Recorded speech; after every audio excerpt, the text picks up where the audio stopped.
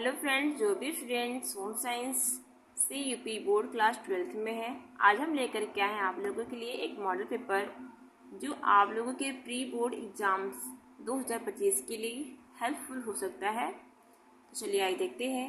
सबसे पहले आपका जो टाइमिंग जो रहता है वो 3 घंटे 15 मिनट रहता है। प्रारंभ में जो 15 मिनट जो दिए जाते हैं वो परीक्षार्थियों को प्रश्न पत्र पढ़ने के लिए दिए जाते हैं और आपके जो पूर्णांक होते हैं वो 70 नंबर के होते हैं। फिर उसके बाद आप लोगों का देख लीजिए कि प्रश्न पत्र 1 से लेकर के 4 जो होंगे, प्रश्न संख्या आप लोग का 1 से 4 जो होंगे वो बहुविकल्पी होंगे।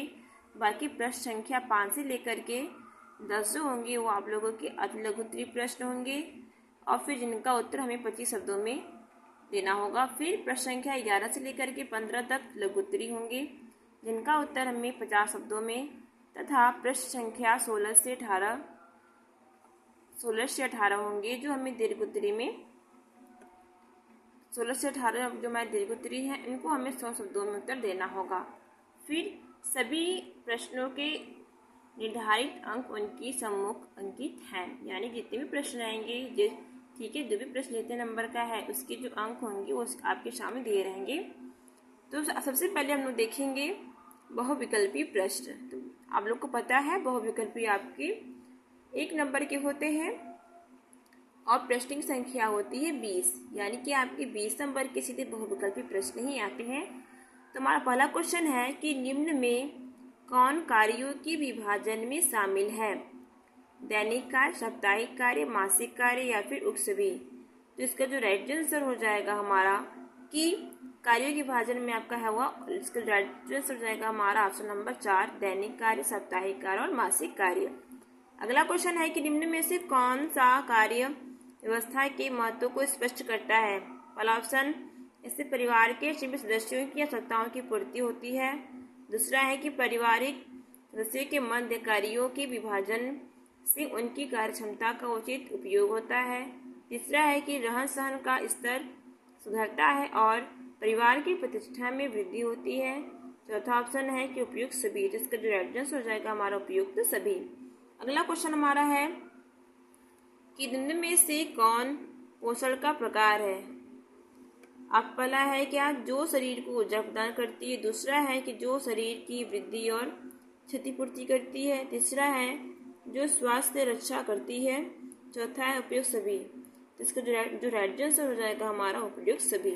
अगला क्वेश्चन है कि आयोडीन की कमी से शरीर में कौन सा हार्मोन कम बनता है? तो एस्टेरोन हार्मोन्स, टेस्टोस्टेरोन हार्मोन या फिर थायराइड हार्मोन्स या फिर इनमें से कोई नहीं।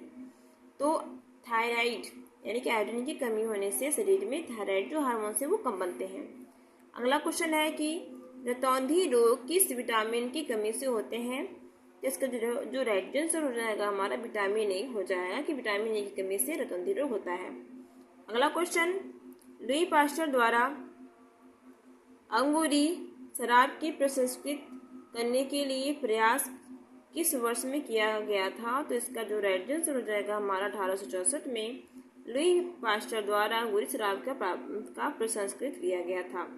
अगला क्वेश्चन है कि लुई पास्चर ने निम्न में से किसके प्रसंस्करण पर शोध किया? अंगूरी शराब पर, अल्कोहल सिरका पर, बीएफ पर या फिर उपयुक्त सभी। तो इसका जो राइट आंसर हो जाएगा हमारा उपयुक्त सभी। अगला क्वेश्चन है कि जीव मुख्य रूप से जंतुओं की आंतों में पाया जाता है, वह यह कच्चे दूध और अंडे में भी पाया जाता है। तो इसका जो राइट आंसर हो जाएगा हमारा साल्मोनेला। अगला क्वेश्चन है कि स्टेफिलोकोकस ऑरियस नामक यह जीवाणु तथा किसमें पाया जाता है? तो यह जो जीवाणु जो होता है हवा में और जमीन में पाया जाता है। अगला क्वेश्चन है कि भारत सरकार ने वर्ष कितने में खाद्य अपमिश्रण अधिनियम लागू किया था? तो 1954 में खाद्य अपमिश्रण अधिनियम लागू किया था। अगला क्वेश्चन है कि जन्म से लेकर 1 वर्ष की आयु तक की अवधि को शैशवावस्था कहते हैं। हालांकि कुछ विशेषज्ञ इस अवस्था को 2 वर्ष मानते हैं। अगला क्वेश्चन है कि बच्चे के सभी क्षेत्रों में इष्टतम रूप से बढ़ने के लिए निम्न में से कौन से महत्वपूर्ण हैं? तो बच्चों की भोजन आश्रय की आवश्यकता, दूसरा है कि स्वास्थ्य देखभाल की आवश्यकता, तीसरा है प्रेम पालन और प्रोत्साहन की आवश्यकता, चौथा ऑप्शन है उपयुक्त सभी। अगला क्वेश्चन है कि अनुपयुक्त डिज़ाइन में क्या क्या होते हैं? डिज़ाइन की इसका जो आंसर हो जाएगा कि डिज़ाइन के मूल संरचना के ऊपरी भाग को सुंदर बनाया जाता है। फिर अगला आता क्वेश्चन है कि कुटूरियर कहलाते हैं, किसे कहते हैं कुटूरियर? प्रधान निर्माता पुरुष डिजाइनर को कुटूरियर कहा गया है। अगला क्वेश्चन है कि होटलों तथा रेस्टोरेंटों में सबसे अधिक महत्व दिया जाता है किस पर? सौंदर्यबोध एवं अंतिम सज्जा पर विशेष महत्व दिया जाता है। अगला क्वेश्चन है कि निम्नलिखित में से कौन अतिथि उद्योग के क्षेत्र से संबंधित नहीं है? तो इसका जो आंसर हो जाएगा अतिथियों के प्रदान की जो व्यवस्था है ये आतिथ्य उद्योग से संबंधित नहीं होते हैं। अगला क्वेश्चन है कि निम्नलिखित में से कौन सा उपभोक्ता की समस्याओं से संबंधित है? तो कौन सा संबंधित है? ऑप्शन नंबर 1 मिलावटखोरी, दूसरा है अधिक कीमतें, तीसरा है खराब गुणवत्ता वाली वस्तुएं, चौथा है कि इनमें से सभी। अगला क्वेश्चन है कि डेवलपमेंट कम्युनिकेशन शब्द का सर्वप्रथम प्रयोग किया गया था, कब किया गया था? तो 1972 में। फिर अगला क्वेश्चन हमारा है कि निम्न में से कौन श्रवण कौशल का भाग नहीं है? तो कौन सा नहीं है? रूपरेखा, बाकी प्रतिक्रिया, समझना, सुनना, ये हमारे श्रवण कौशल के एक भाग है। अगला क्वेश्चन है कि जनसंपर्क के उद्देश्यों में शामिल नहीं है, क्या शामिल नहीं है?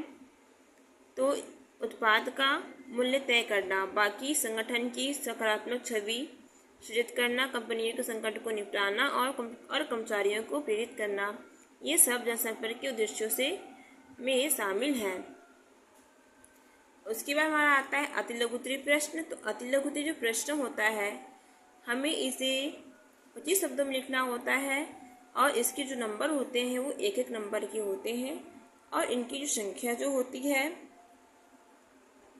वो 12 होती है। तो इसमें हमारा पहला क्वेश्चन है कि एक नौकरी और जीविका के रूप में कार्य क्या है, इसको आपको लिखना है। फिर खाद्य प्रौद्योगिकी क्या है, फिर जन पोषण की समस्याएं कौन कौन सी, उसको आपको बताने हैं। फिर है कि खाद्य प्रसंस्करण उद्योग क्या है, इसके बारे में आपको लिखना है।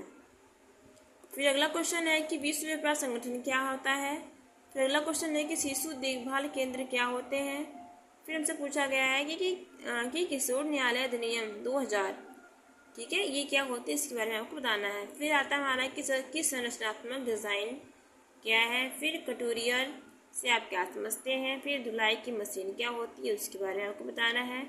फिर अल्प पोषण क्या होता है, उसको बताना है।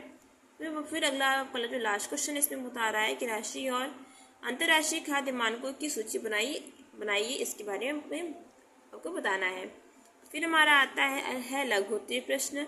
लघुत्तरीय प्रश्न की जो संख्या होती है वो कितनी होती है, 5, और इसमें हर एक जो प्रश्न होता है वो आपका 4 नंबर का होता है।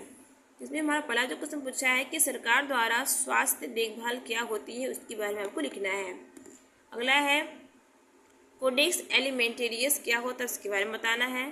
फिर अगला क्वेश्चन पूछ रहा है कि किन कारणों से छोटे बच्चों को विद्यालय में विशेष अनौपचारिक कार्यक्रमों की आवश्यकता होती है, उसके बारे में आपको इसका आंसर देना है। फिर अगला क्वेश्चन है कि युवाओं के लिए किस प्रकार के कार्यक्रम उपयुक्त होते हैं, उसको बताना है। फिर है कि फैशन व्यापार से आप क्या समझते हैं, इसके बारे में बताइए। ये था आपका लघुत्तरीय प्रश्न। अब हमारा आता है दीर्घोत्तरीय प्रश्न। दीर्घोत्तरीय जो प्रश्न होते हैं ये आपके 6 नंबर के होते हैं और इनकी जो संख्या होती है 3 होती है और हर एक प्रश्न में आपको अथवा करके दिया रहता है। इसमें से कोई एक जो अभी आपको आ रहा हो, इन दोनों में से आपको कोई एक करना होता है। इसमें पहला क्वेश्चन है कि कार्य के संबंध में जेंडर मुद्दों पर विवेचना कीजिए, अथवा या फिर आप ये लिख सकते हैं कि जीविका की तैयारी और जीविका के लिए तैयारी, जीविका की तैयारी और जीविका की तैयारी से आप क्या समझते हैं इसको स्पष्ट करना है। तो इन दोनों क्वेश्चन में से आपको किसी एक क्वेश्चन का ही आंसर देना है। फिर हमारा अगला क्वेश्चन है कि जन स्वास्थ्य पोषण क्या होता है समझाइए। अथवा पूछ रहा है कि खाद्य संसाधन और संरक्षण का महत्व बताइए, इसके बारे में आपको लिखना है। तो इन दोनों में से किसी एक क्वेश्चन का आपको आंसर देना है। फिर अगला क्वेश्चन क्या है कि विश्व व्यापार संगठन की संरचना, उद्देश्य, कार्य तथा उससे होने वाले लाभ की विवेचना कीजिए। आप इसको करिए। या फिर ECCE कार्यकर्ता में होने वाले कौशलों की विवेचना कीजिए। इन दोनों प्रश्न में से आपको किसी एक प्रश्न का ही उत्तर देना है। आई होप आपको वीडियो अच्छी लगी होगी और आपके एग्जाम्स में आपको इससे काफ़ी हेल्प मिलेगी। तो चलिए आपसे मिलते हैं नेक्स्ट वीडियो में, तब तक के लिए धन्यवाद।